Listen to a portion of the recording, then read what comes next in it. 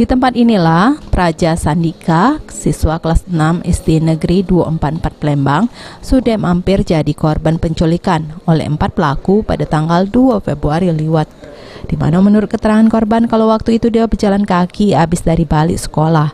Pas nak sampai parak rumahnya, tiba-tiba korban dipepet oleh sikut mobil. Terus korban dipaksa masuk juru mobil oleh 4 orang tidak dikenal. Beruntung waktu itu korban dibantu oleh warga yang lagi nebas rumput di lokasi kejadian, pecah selamat. Lalu para pelaku langsung berlari dengan gawat mobil. Sopir yang narik itu? Yang sebelah sopir itu bantu. Oh, bantu narik juga. Terus badan Dika sempat masuk tengah. Terus Dika rontak. Lepas. Terus yang ada bapak-bapak nolong lu? Di sini. Ke sana lah, kalau bapak-bapaknya tolong. Bawa ini ya? Bawa golok. Terus Dika langsung lari balik? Atas kejadian tersebut, keluarga korban tidak menempuh jalur hukum. Namun keluarga sudah mengadu ke pihak sekolah korban. Sehingga pihak sekolah korban mak ini bikin surat edaran buat orang tua siswa supaya jaga anaknya pas balik sekolah.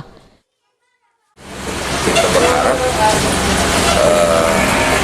jangan ada kejadian serupa lah di Palembang dan sekitarnya di mana-mana. Ya mungkin cerita lain kita ini cerita bohong itu, tapi ini menimpa ponak anakku dewek kan, anakku dewek, jadi mama udah ngatukannya bohong.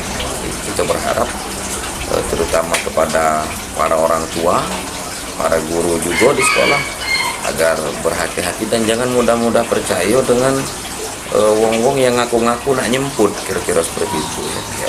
Teknisnya mana ya silakanlah, kan seperti apa kebijakan sekolah, tapi paling tidak ada perlindungan lah, ada proteksi terhadap anak-anak kita ini, jangan sampai kejadian serupa ini terulang menimpa masyarakat atau warga yang lain. Kejadian percobaan penculikan ini pacak jadi pelajaran bagi para wong tua supaya nganawasi anak-anaknya. Abidin Riwanto, PAL TV.